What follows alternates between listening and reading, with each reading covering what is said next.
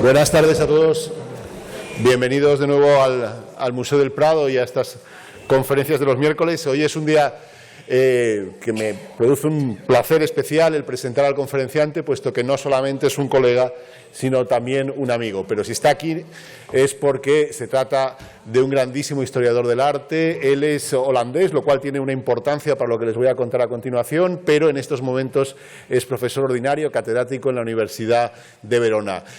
Su campo de especialización es sobre todo la pintura veneciana, desde el siglo XV hasta el siglo XVIII, desde Bellini, Giorgione hasta Tiepolo, con aportaciones absolutamente fundamentales sobre artistas tan importantes como Veronés, como Jacopo Bassano, al que dedicó un libro verdaderamente importante hace una veintena de años, como Tiziano, es de hecho el director de la Fundación Tiziano en Pieve di Cadore. Pero es una persona que también ha mostrado un interés especial para las relaciones entre lo que es el mundo italiano y el mundo nórdico.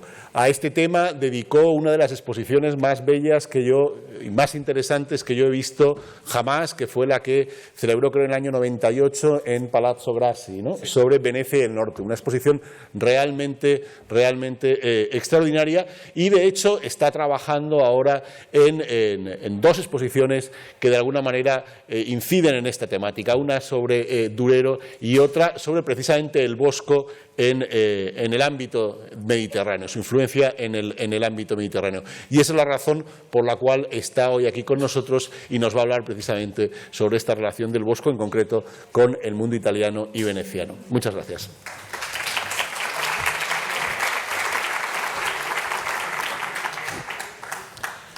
Thank you, Miguel, for these nice words of introduction. I'm sorry I'm speaking in English to you. I could have chosen Dutch, but I think English is a bit better. In any case, good afternoon to everyone.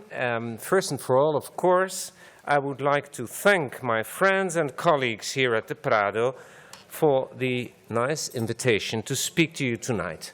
And I really hope I will not disappoint you. At first sight, my topic might seem curious, paradoxical, maybe even provocative. For indeed, nothing is further removed from the antiquarian classicism that had by and large become the norm in early Cinquecento art theory and art praxis than the convulsed world of strange and dreamlike creatures we associate with Hieronymus Bosch. The example of two altarpieces, here you have them, makes the point, I would say, very clear. On your left, you have Titian's monumental Assumption of the Virgin Mary in the Frari Church in Venice, datable to 1516, 1518. And on your right, you have Hieronymus Bosch's triptych with three hermit saints documented in the Palazzo Ducale, in the Ducal Palace in Venice, since the mid-17th century. It is a work on panel, this work by Bosch, which was brought to Venice together with two other works by Bosch. Here you have the two other ones, and these two works are both in the exhibition here now at the Prado. And they were acquired by Cardinal Domenico Grimani in exactly these same years, that is to say, shortly after 1516, as we will see presently. How come, is the question, how come one of the most refined humanistic patrons in Venice, and indeed in Italy, was interested in pictures so blatantly different from the classicist Albertian rule of history painting? I would say, let us take a look at the facts. In 1521, the pioneer Venetian art critic Marcantonio Michiel visited the magnificent collection of his prominent compatriot, Cardinal Domenico Grimani. Ignoring the Cardinal's glorious collection of classical sculptures and tapestries, Michiel registered in his manuscript, which was entitled Notizia di opere del disegno, a conspicuous number of pictures by Northern European artists, such as Memling, Patinir, and Albrecht Dürer. Among these, there were 3 works Michiel attributed to Hieronymus Bosch, and he described them as follows. I will first cite it in Italian and then give you the translation. This is Michiel. La tela dell'inferno con la grande diversità dei mostri fu de mano di Hieronymus Bosch. La tela degli sogni fu de mano degli stesso. La tela della fortuna, come il ceto che ingiotta Giona, fu di mano dell'in stesso. This means in English, the canvas with hell, with the great diversity of monsters, was by the hand of Hieronymus Bosch. The canvas of the dreams was by the hand of the same. And the canvas of the fortune, with the whale swallowing Jonah, was by the hand of the same again. For a number of reasons, these early quotations are of great significance. For one thing, they are among the very first critical descriptions of works by Bosch we know of. But they present a number of problems as well. Are the 3 paintings mentioned by Michiel identical with the 3 works by the painter now in the Venetian Ducal Palace, the 3 works I've shown you? At first sight, one would think the descriptions do not match the pictures. But the argument may be more complicated than it would seem at first sight. Cardinal Grimani died in 1523, 2 years after Marcantonio Michiel's visit. In his testament, he left all his paintings and classical sculptures to the Venetian Republic, on condition that the works should be permanently on show in a public room, one of the first public museums. This condition was met with the sculptures, but not with the paintings. The fate of these pictures is not altogether clear, but it would seem that some of the works were returned at one point to the Grimani family. Nevertheless, 8 sealed boxes full of paintings from the Grimani heritage were kept in a downstairs room at the Venetian Ducal Palace. Only much later, in 1615, a number of old paintings were retrieved in the Ducal Palace. They were restored and put on display. Presumably, Marco Boschini referred to these paintings when he listed in his 1664 Guidebook of Venice, and I quote, 15 small panels by the hand of Civetta, with various monsters, dreams, visions, and other fancies that inspire the fantasy to new inventions. Works that Boschini had seen in a corridor of the Ducal Palace, together with a triptych showing a crucified female saint, and here you have on your left a crucified female saint, by Girolamo Bassi. Civetta is, of course, a reference, a mistaken reference, to another Netherlandish painter, the Netherlandish painter Harry Mettebles, also known as Civetta in Italy. In his 1733 Guidebook of Venice, Anton Maria Zanetti was more precise, pointing out that the crucified female saint was by Girolamo Bosch, here he had the right name, who was also the author of a second triptych showing Saint Jerome and 2 other saints. That's the other painting I've shown you. These are the earliest certain quotations of the 2 triptychs by Bosch in the Ducal Palace. Moreover, Zanetti specified that only 4 of the 15 works Boschini had attributed to Civetta were indeed by that master. Probably these 4 pictures, showing chimeras and scenes of witchcraft, are to be identified with Bosch's 4 oblong panels mentioned before, the 4 paintings you have here on your right and which you can admire in the exhibition. All this leads to the conclusion that it is extremely probable, although not completely certain, that the 3 works by Bosch currently in the Ducal Palace in Venice were originally part of the Domenico Grimani collection. But are they identical to the works described in such different terms by Michiel? For one thing, Michiel talks about tele, That means canvases, whereas the pictures in the Ducal Palace are all on panel. Now, we should know, however, that Michiel was not always very precise as far as technical data are concerned. Thus, Rafael's double portrait of Bembo and Navaggero, a very famous work by Rafael, now in the Galleria Doria Pamphili in Rome, is a work on canvas. But it was seen by Michiel in Pietro Bembo's Paduan residence and wrongly described by him as a quadro in tavola, a panel. So he made his mistakes. Michiel's identification of the themes of our three Bosch pictures is more problematic.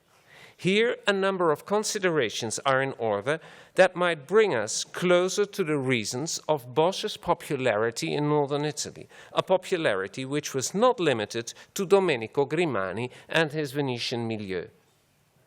As we recall, in his descriptions of two of Grimani's three works by Bosch, Michiel used the words hell, monsters, and dreams. These three words you should keep in mind. They're important. Hell, monsters, and dreams.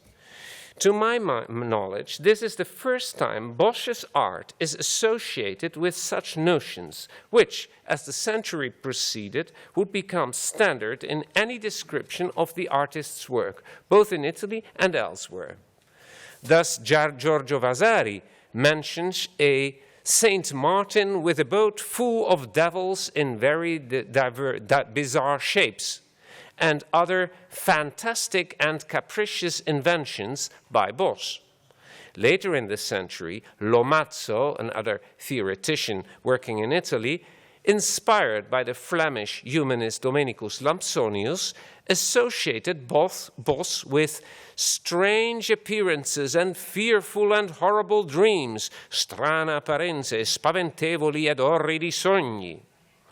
This judgment coincides with that of Antonio de Beatis, the secretary of Cardinal Louis of Aragon, who, as early as 1517, described Bosch's so-called Garden of Earthly Delights, the capolavoro here in the Prado, as a work of diverse bizzerie, showing things so pleasant and fantastic that it is impossible to describe them to those who have no knowledge whatsoever about them. Cose tanto piacevoli e fantastiche che a quelli che non ne hanno cognizione in nullo modo si li potranno ben descrivere. This latter quote relates to the Renaissance concept of fantasia, which 16th century authors such as Anton Francesco Doni and Piero Legorio explicitly conjoined to monstrous images and to dreams, sogni. This concept finds an expression in Marcantonio Raimondi's famous print from 1507-1508 known as Raphael's Dream, where two sleeping women, as you can see, are situated in a fantastic landscape with a dramatic fire in the background and a number of monstrous creatures in the front. The print was probably done after a lost Venetian painting from the early years of the 16th century, according to some scholars by Giorgione. Now, whatever the truth of this is, the print visualizes an idea of sogno which was current in Venetian elite circles. When Marcantonio Michiel saw the three paintings by Bosch in the Grimani collection, with their monstrous creatures in dark, nightmarish surroundings, I've shown them to you, highlighted by eerie flashes and their, as we shall see, unfamiliar or even puzzling subject matter, he was reminded of such dream and monster images, and that is, understandably, how he identified them, two of them. The third painting by Bosch, showing Jonas and the whale, must have been among the pictures that were returned to the family and got lost in the course of the 16th century. Possibly this was not a picture by Hieronymus Bosch, but rather by Hérimette de Blesse, already named, Civetta, whose work, here we have an example, catered to the same taste for fantastic landscape with dreamlike visions as the works by the master from Sertogenbosch, Hieronymus Bosch. It is time now, I would say, to take a closer look at the three works formerly in the Grimani collection. The triptych with a crucified saint we have here has caused iconographers some problems. Who is this curious figure? The female saint has been tentatively identified in the past with Saint Julia, a crucified female martyr saint who was venerated, among other places, in Brescia, in the north of Italy, not so far from Milan. However, the saint is wearing a crown, as you can see, which is a rather unusual attribute for Julia. On the other hand, a female martyr saint by the name of Wilgefortis, also called Ontkommernis, who was venerated in the Brabant region, that is to say, the province around 's-Hertogenbosch, where Hieronymus Bos lived all his life, was the daughter of a king and is regularly depicted with a crown. Moreover, the recent and, I would say, spectacular restoration of the picture has revealed, here you see it, that the saint has a thin beard, which is Wilgefortis' most conspicuous attribute, a lady with a beard.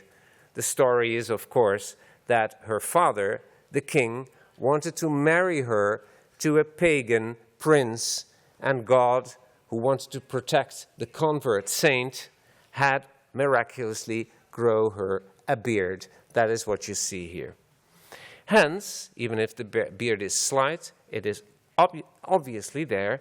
Hence, there can be no doubt the picture shows this local saint from the Brabant area.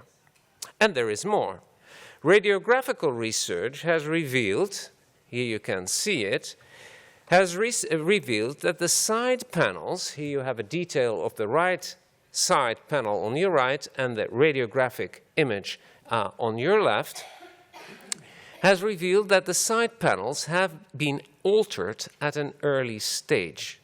Behind the parapets in the foreground, you can see that on the right, the picturesque characters we see now have been painted on top of the figures of two commissioners who were originally planned in this position and who are still faintly visible even with the naked eye in the original. If you go to the exhibition, have a look at it, you still can perceive these figures of the commissioners.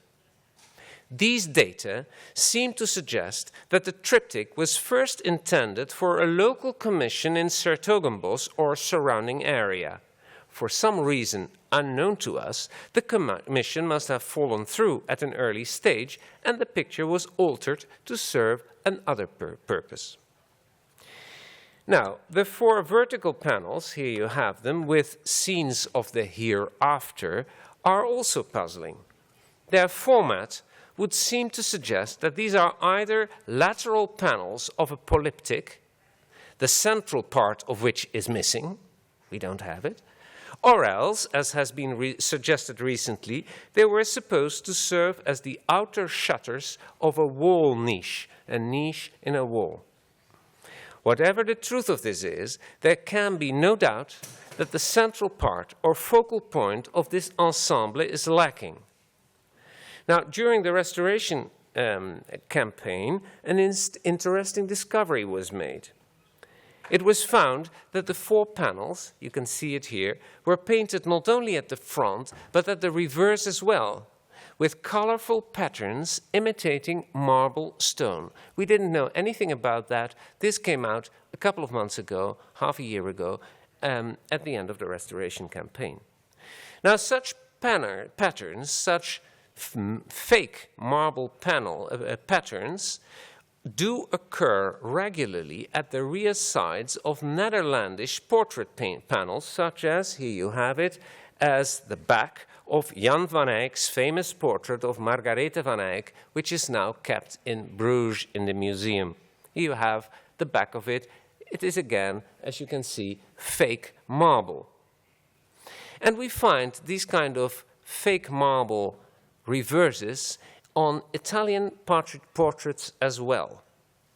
However, for religious painting, the traditions for such painted versos seem older and stronger in Italy. We find actually such versos already in Trecento art, in 14th century art.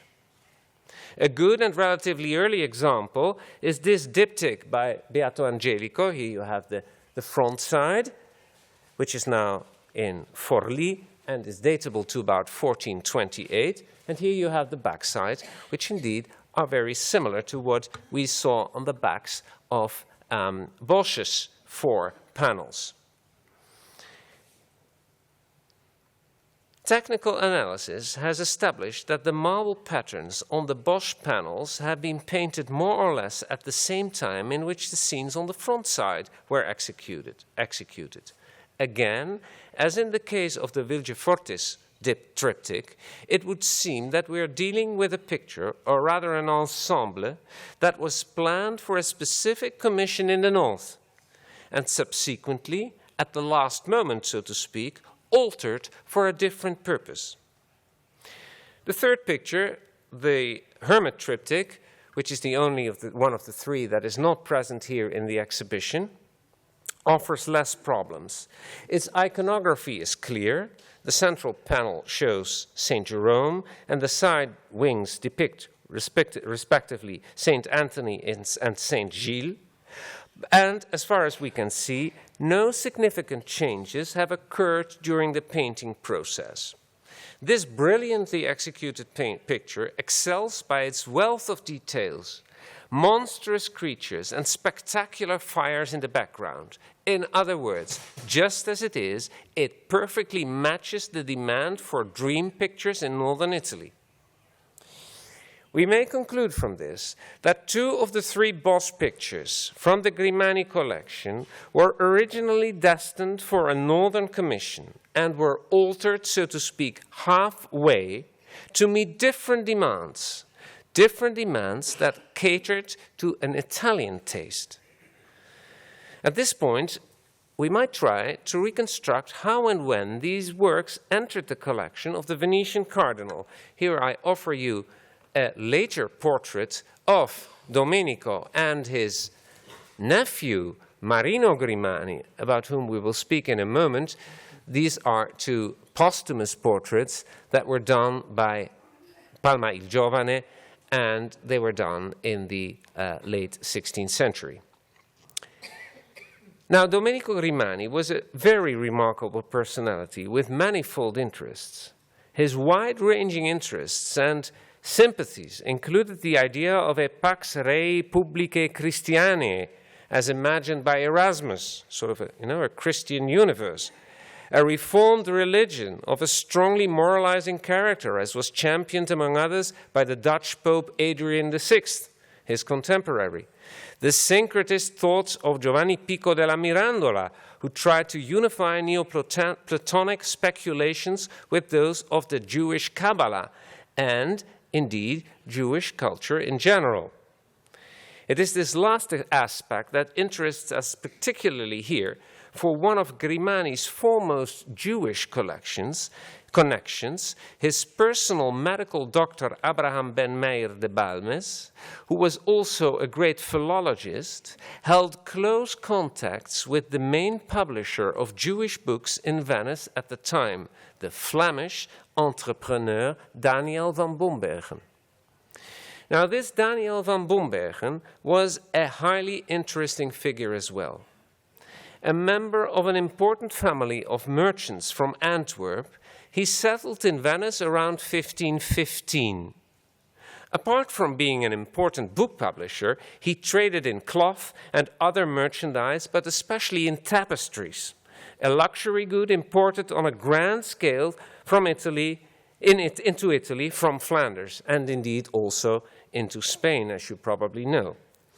Van Bombergen was known for his intellectual inclinations, and he showed a keen interest in the art of painting as well.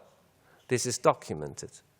The Netherlandish painter Jan van Schorel, who, as we learn from Karel van Mander was the Dutch Vasari, was in contact with van Bombergen during his Venetian stay of 1519-1520, and he may actually have earned his connections with local collectors and art lovers through him.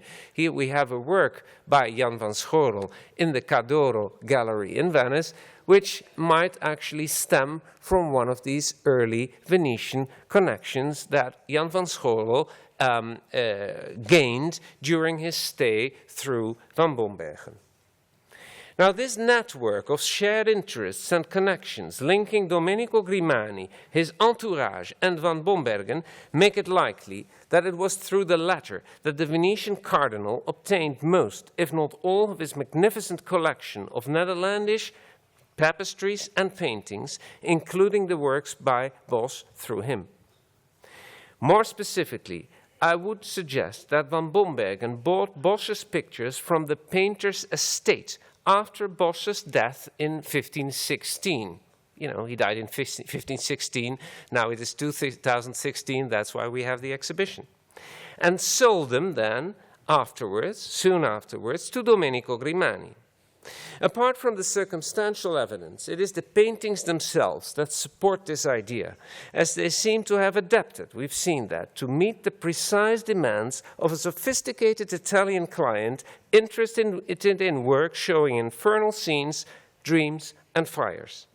It might be, of course, that Bos himself manipulated the paintings, but it seems much more likely that the operation was performed by someone else directly after his death, someone who gained access to the atelier and chose a few works he found particularly suitable to the taste of his illustrious Venetian client, Grimani. It is my guess indeed that this person was Daniel van Bombergen, who, with his sharp instincts as a salesman, cleverly arranged the whole operation, aided in this, no doubt, by a member of the workshop, maybe Bos's own brother, who was a painter as well, and a good one, it seems.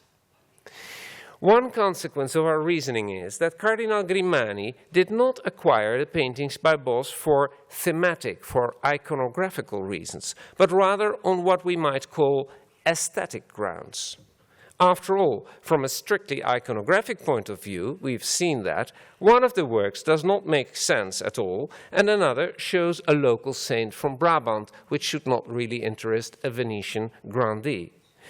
It would be interesting to know on what grounds the cardinal chose the other paintings and tapestries and sculptures of his extensive collection. Could his marked preference for northern art be related in any way to reformed religious ideas, as expressed, for instance, by the Devotio Moderna, as I suggested in an article some years ago? Given the results of our present investigation into Grimani's pictures by Hieronymus Bos, I am less certain now of the validity of such a hypothesis, I have to confess. Another consequence of our reconstruction is that Grimani's paintings by Bos can hardly have had any impact on contemporary Italian artists, as they would have been on display only from circa 1516 till 1523, the year Grimani died. It's just 7 years. But there were other paintings by Bos in Italy at an early date. And a spectacular example is this picture, Bos's Last Judgment triptych, now in Bruges and present here in the exhibition. As has been pointed out almost 50 years ago by an art historian, a number of monstrous creatures that we see all over in this picture have been copied by the Brescian artist from Brescia in northern Italy, Giovanni Girolamo Savoldo, in a painting from about 1527, here we have it, showing the tribulations of St. Anthony, a picture datable about 1527, now at the Timken Museum of Art in San Diego in California. It follows that Bos's triptych was in Italy at an early date, at that time, around 1527, although there is no clear documentary evidence for this supposition. It is tempting, though, to identify the Bruges triptych with, citation, a Flemish picture with 2 wings, Judgment of Christ, uno quadro con 2 sportelli fiandrese du Giudicio di Cristo, which was listed in 1528 among the pictures from the collection of Domenico Grimani's nephew, Cardinal Marino Grimani. You remember the portrait I've shown you. For a number of reasons, it is highly uncertain, as has been proposed recently, that Marino Grimani's paintings, including this work by Bosco, would stem from his uncle's collection. That's probably not true. But this is really not the place to enter into this very intricate problem. It is important, though, to stress that Savoldo evidently had access to Marino Grimani's collection.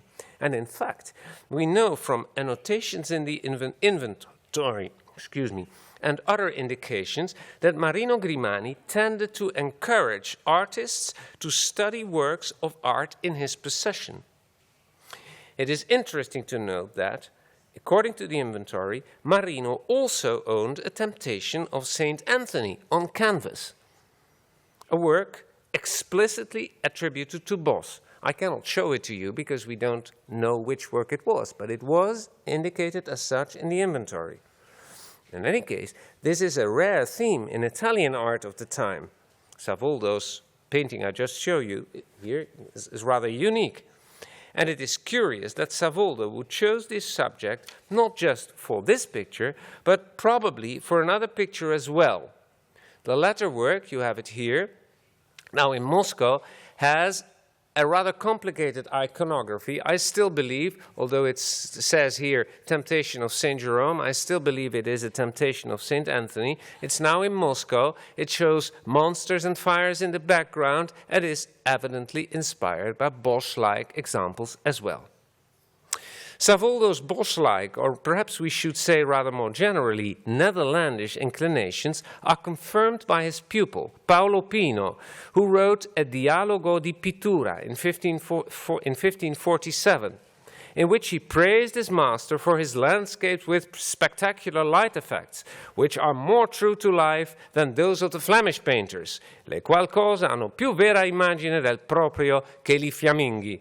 Obviously, Savoldo, according to Pino, challenged the Northerners in a genre in which they were considered superior to the Italians.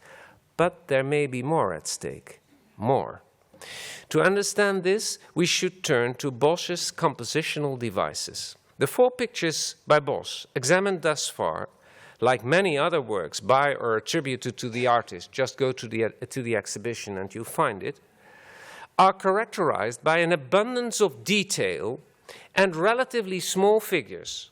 Moreover, they are conspicuously lacking in the hierarchical structure of compositio, typical of classicist artwork since Leon Battista Alberti. Instead, Bosco's collage technique might be associated with the compositional modes of so-called macaronic literature, which enjoyed much popularity in northern Italy at the time. The master of this genre was the Benedictine monk Teofilo Folengo, whose report with Bosco was suggested as early as 1599 by the Spanish author José de Sigüenza, who referred to the monk by his nom de plume Merlin Cocaille. Folengo's Baldus, first published in 1517, is a long mock epos written in a free form of Latin, incorporating Italian and dialect vocabulary, ending with a visit to hell amidst bizarre figures of poets, philosophers, and what else. It is a prime example of what has been called the capricious and irregular phase of Italian Cinquecento culture, characterized by playfulness, spontaneity, irreverent humor, and a penchant for the fragmentary, if not chaotic, rendering of reality.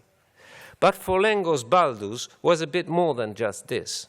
It illustrated how macaronic literature, parodying classicist norms, could present a serious, critical message disguised in a comic form. This involved criticism of Italian political and social affairs, but also religious criticism, as various modern scholars have indeed indicated.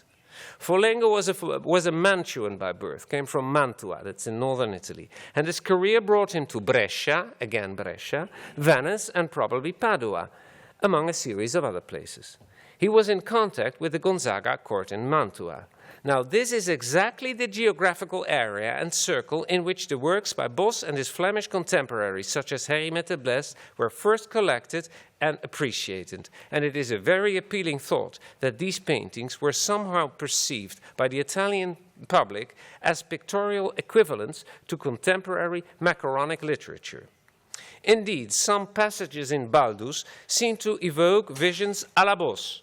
In Canto 24, Canto 24, for instance, Folengo describes how Baldus and his friends move towards hell through a dreary landscape, entering, and I quote this in macaronic language, in amplam campagnam horribilim et cenarum de pulvere cercami, full of wandering people, entering a terrible, fearsome wood, scurus et asper boscus ac silva parens. They find themselves before a large porta, which is always open, intramina grandis portace, numquam chiuse, sed sempre aperte. That is to say, always open to those who enter, always closed to those who try to turn back. All this, plus the nightmarish atmosphere Folengo evokes, seem to be paralleled in overloaded, Bos-like compositions, such as this one I'm showing you here, a work attributed to Jan Mandijn, who is a follower of Bos, where indeed you find the same indications, the same semantic, I would say, basic signs as we found in Folengo's text. Now, Folengo's fanciful mode of representation was no exception in early to mid-16th century literature. Ortensio Orlando's Paradossi from 1544 and Anton Francesco Doni's Zucca from 1551-52 are two more examples of this genre, which expresses, so to speak, organized chaos. Indeed, Folengo's Baldus contains rambling passages such as the description of a picturesque cavalcade of monstrous creatures that are truly à la Bos. I'm not going to quote that to you, that would take me too much time, but it's real fun to read it, and you see, as it were, a written description of a Bos-like picture. We recall that there are indications that Folengo held heterodox religious views, or at least favored a renewal of the Christian church based on the strict doctrine of salvation through the cross, which of course was a reform idea. This is borne out by certain unequivocal statements scattered about his main literary works, as well as by a close study of his social and religious entourage. Folengo was a Benedictine monk of the Reformed Cassinese congregation of Santa Giustina, notorious during the early decades of the 16th century for its heretical ideas. Such convictions were particularly fostered in the Brescian convent in Brescia of Santa Eufemia, where Folengo spent many years of his life. Brescia was seen as a hub, a sort of entrance place for heterodox tendencies, a sort of gateway to the north. It was in Brescia that the first edition of Erasmus's Enchiridion appeared in 1531, and Brescian circles fostered contacts with a reformist Viterbo group headed by Cardinal Reginald Pole, a famous reform group active in the 1530s in Italy. According to some scholars, it is against this background that Folengo's Baldus may be interpreted as a Dante-like journey to hell, defined as the logo of the degenerate Church of Rome. Very strong criticism. It is unlikely that every viewer of Bos's scenes associated these works with criticism of the Church à la Folengo. But the Italian public was surely well aware of the potential Dante-like quality of some of Bos's otherworldly visions, such as the Tunnel of Light in the famous panel in the Palazzo Ducale in Venice, which you have on your left, which we may confront, why not, with Sandro Botticelli's equally celebrated drawings illustrating Dante's Paradise, which are now in Berlin. I'm not suggesting, of course, that there is an influence between the two. It's a parallel. As for Savoldo, who was Brescian by birth, it may be speculated that he knew Folengo, although his writings never mention the painter. Savoldo's professional contacts were with the observant Dominicans rather than with the Benedictines, but his innovative, formal, and iconographical choices have been related to reformist ideas. Thus, the two versions of the Temptation of St. Anthony I have mentioned before may reflect a critique of existing religious institutions rather than a mere aesthetic preference. Another well-known painting by Savoldo, which to my mind reflects a compositional and I would say semantic principle present in works by Hieronymus Bosch, is quite different. I am referring to the so-called Shepherd, here we have it, now at the Getty Museum in Los Angeles, a fantastic painting. Savoldo's picture shows a youth in close-up who looks at the viewer and points to a scene in the background where we see a man sitting under a tree who is playing a bagpipe. Bosch's so-called Wayfarer, on the outer wings of the Hay-Wain triptych here at the Prado, is composed in a similar way, with the traveler holding front position and various figures involved, all of them in very doubtful activities, scattered about the landscape in the back. More in particular, in Bosch's picture, we perceive a man with a bagpipe under a tree, just like in Savoldo's work. Now, this is not the occasion to elaborate the intriguing questions posed by the two paintings and their possible rapports. Suffice to say that if Bosch's image, and that's what it is, unequivocally expresses the pilgrimage of life according to St. Augustine's doctrine, Savoldo's invention, at first sight, might seem more ambiguous. All things considered, however, I am convinced that Savoldo too intended to express a dialectical concept centered around the juxtaposition of two ways of life, the good and the bad one, in a way that was, I should say, totally unique in northern Italian art of the period. As you see, Savoldo is a major artist in urgent need of further research, and not just for his links with Hieronymus Bosch and northern Netherlandish painting. Dreams, sogni, was another of the key words we associated with Bosch, and which was done in 16th century art literature. Italian artworks evoking dreams through Bosch-like imagery include, of course, Marcantonio Raimondi's Raphael's Dream, but also, here we have it, the Ferrarese, from Ferrara, court painter Battista Dossi's Allegory of Night, now in Dresden, which is clearly, as you can see, inspired by Marcantonio's engraving. Dossi's picture was executed in 1548-1549, that is to say, mid-century, the high point of the popularity of Bosch-like images in Italy. It was produced for Duke Ercole d'Este at Ferrara. Although I have found no direct quotation from Bosch's work in this picture, the relation with the later pictorial world seems absolutely evident, not just for the monsters on the left, the dark night sky with the firebrand in the back, but also for the prominently positioned owl on the right, which is, here you have the owl, you see? A recurrent motif in Bosch's pictorial repertoire, still, I must say, insufficiently explained in the specialist literature. When you go to the exhibition, just look at Bosch's owls. You find owls in practically every Boschian picture. However this may be, it is clear that Battista Dossi's picture, even more than Marcantonio's print, evokes the dark and illogical side of sleep and dream. Truly disturbing are, on your left in the picture, are the grinning human heads in the basket in the far left. Are these perhaps decapitated heads? It might seem so, as the object next to the male head on the outer left might perhaps be identified as the hilt of a sword.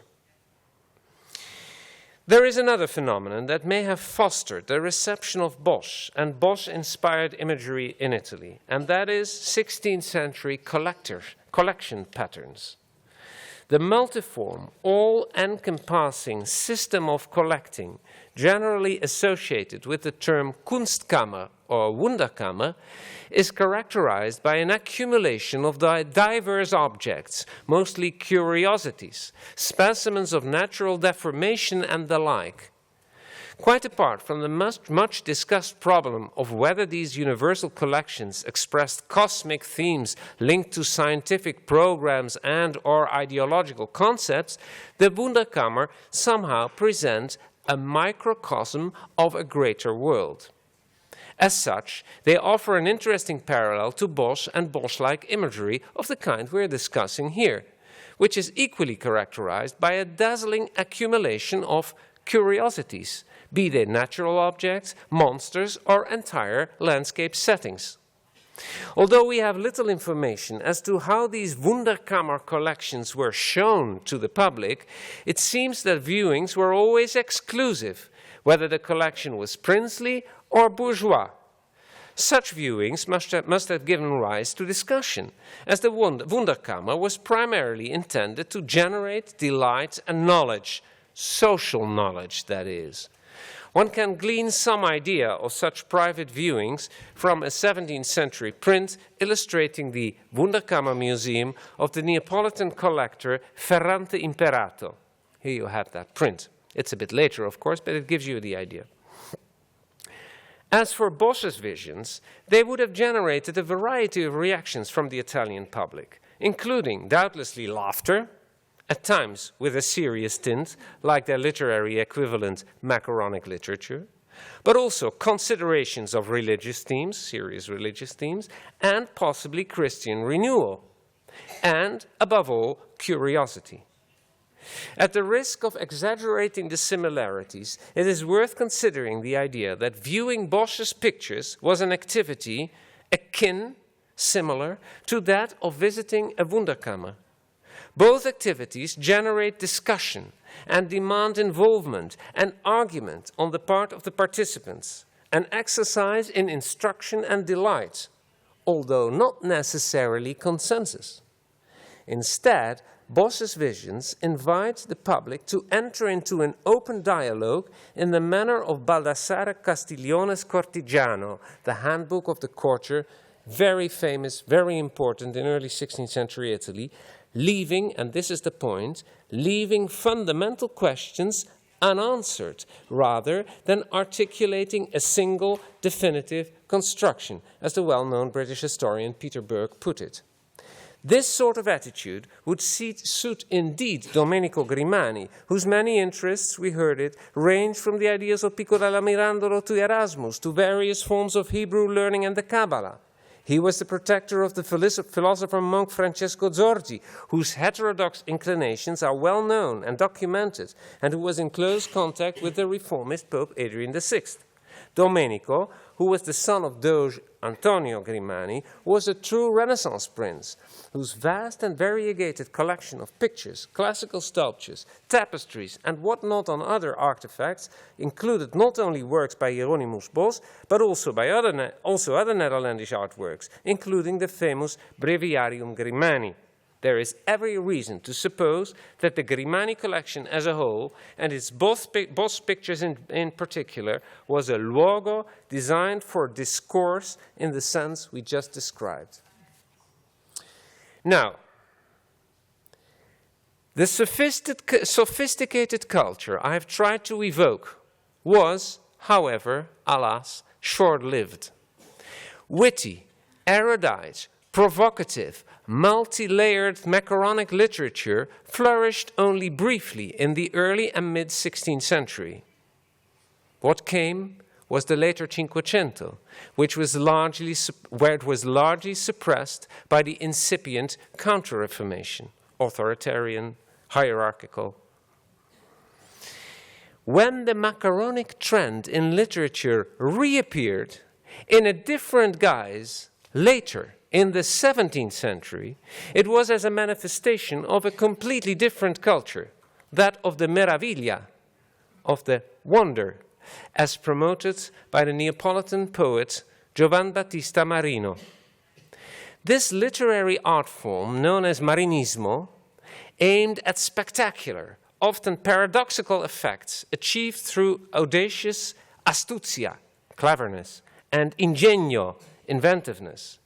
But all this should not blind us to the fact that by now the macaronic genre had effectively and entirely lost its original, critical, and provocative character. Significantly, the fortune of Bos in Italy rang precisely along similar lines. As we have noticed, its impact on 16th century Italian art was, after all, circumscribed, for the most part direct and rather brief. When a Bos imitator, the Augsburg, Germany, Augsburg-born painter Joseph Heinz the Younger, who lived between 1600 and 1678, unexpectedly appeared on the scene in 17th century Venice, his works were appreciated for their marvelous character. The parallel with developments in literature is remarkable, so much that it cannot be incidental. In conclusion, let us have a brief, close look at some of Joseph Heinz' Bos imitations. A typical work by Joseph Heinz is this Medea who rejuvenizes Aeson in a Venetian private collection. It is one of the Bos-like strigossi, as we say in Venetian dialect, or witchcraft scenes, for which the artist was famous, according to his 17th century Venetian art biographer Marco Boschini. This here, of course, is a very spectacular scene, a sort of fireworks by night, where we discern, among other things, a multitude of strange mostriciattoli, little monsters, a fabulous infernal machine right in the middle, a huge ornamental vase. It has been shown that Heinz took these motifs from a variety of visual sources, including prints by the Frenchman Jacques Callot. Here we have the example Heinz used. Callot himself, in a certain sense, a late Bos follower in the Meraviglia sense. Works by the 16th century Antwerp engraver Hieronymus Koch and by the Mantuan graphic artist Enea Vico. But the overall visual impact of Heinz's picture has much more in common with that of a work by the Dutch painter Jacob Isaacs van Swanenburg, showing, here you have it, no, wait a moment, here we have it, Aeneas and the Sibyl in the National Museum in Gdansk. You see, that's the same kind of atmosphere as in Heinz's picture. Swanenburg lived between 1571 and 1638. From 1591 until 1615, he sojourned in Italy. We know he was in Venice for a certain period of time, but it is not clear if Heinz knew him or his works. Now, turning again, lastly, to Heinz's Medea and Aeson, we notice on the left, the painting by Heinz, the luminous tunnel. No doubt, you can see it here, this element derives from Bosch's famous picture, which was, remember, unveiled in the Palazzo Ducale in 1615. We may imagine that it was the discovery of the Bosch pictures at the Palazzo Ducale that gave the young German forestiero, foreigner, who came to Venice as a foreigner, but as the son, because he was the son, of a great court artist, Joseph Heinz the Elder, the court artist of Rudolf II, it gave him the idea to specialize in Bosch-like pictures for a highly competitive art market, keen on strong pictorial effects of paradox and meraviglia. That's what we see here. Two more works by Heinz, which I show you here without further comment, illustrate this manner once more. Here we have the prints showing Pallas Athena dispelling monsters, illustrating Boschini's treatise La Carta del Navegar Pittoresco from 1660. The other is a late painting, the dazzling allegory of the Apocalypse from 1674. We're far in the 17th century, now in Vienna. So, concluding, in the end, we may conclude that Hieronymus Bos had one dedicated follower in Italy, albeit more than a century after his death, and that follower was a German, a paradox which by itself is something of a minor meraviglia. Thank you very much.